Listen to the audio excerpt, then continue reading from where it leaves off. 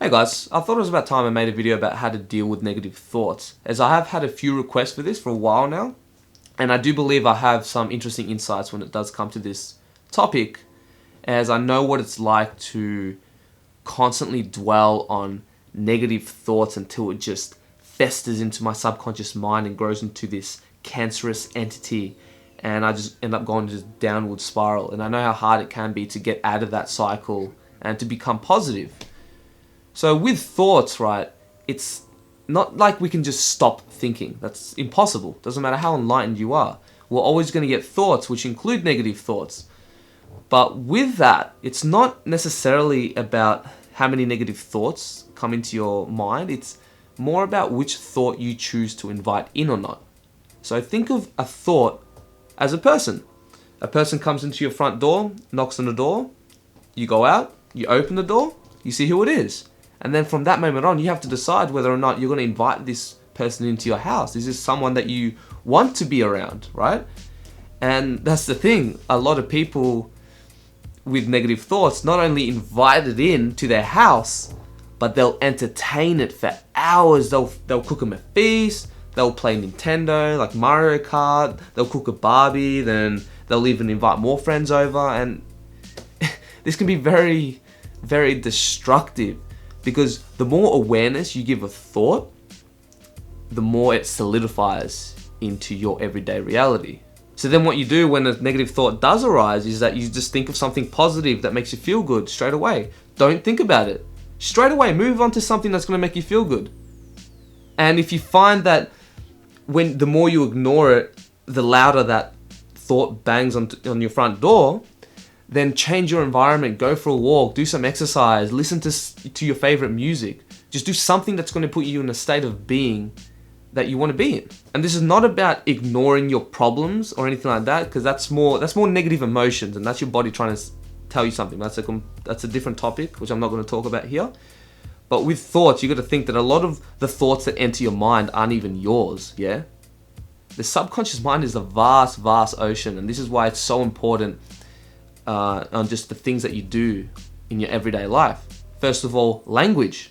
Language influences your thoughts influence your emotions influence your state of being, and that's what is going to attract what you want in your life.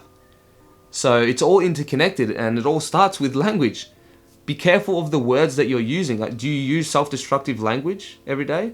Like, do you say things like, I can't, or nah, I'm shit, or I'm not good enough, or things like that? Because every time you say a phrase, your subconscious mind cannot distinguish between a thought or a phrase or actual reality, objective reality. So be very, very mindful of the words that you use, because this will greatly influence the thoughts that enter your mind. And like I said earlier, be careful of what is entering your field of consciousness on a day-to-day basis. Facebook is like the perfect analogy for controlling what goes into your field of consciousness. If you're around somebody that is toxic and is just negatively influencing you, then unfriend. If you watch something that you don't like or makes you feel bad, unlike, unfollow, unfriend, and like all the pages that make you feel good, and friend all the people that are good influences on you. Jim Rohn said that you are the average of the 5 people you spend the most time with. So choose your friends wisely. And it's not me telling you to drop all your friends, but I'm just saying, just be aware of who you're hanging out with. Are you hanging out with people who are constantly bitching and complaining about life and the situation that they're in and being in this victim mentality? Because I guarantee you that will rub off on you. So just be aware on what you are letting in your field of consciousness, because you are 100% in control of your reality. Be careful of the TV and movies that you watch. Are they negative, low consciousness stuff? Is the music that you're listening to toxic as well? I know you may think that I'm going on a bit of a tangent by talking about more reprogramming your subconscious mind, which I'll definitely get more in depth with later, but it's all interconnected, and all these things do influence the thoughts that enter your mind. So yeah, guys, that's it. Like I said, we're always going to have thoughts, always. And that includes negative thoughts. But you can control how many negative thoughts enter your field of consciousn't by what you do on a day-to-day basis, and you can control which negative thought you choose to invite in your house or not. So just know that those negative thoughts aren't even a part of you. You've just probably got it from somewhere else. So just do your best just to let it go. And if you do struggle with shifting to more positive thoughts because those negative thoughts are just banging on your front door and they're not stopping, change your environment, do some exercise, start eating healthy, change your peer group, and just drastically change what's entering your day-to-day reality. So yeah, that's it guys. I hope you got something out of this.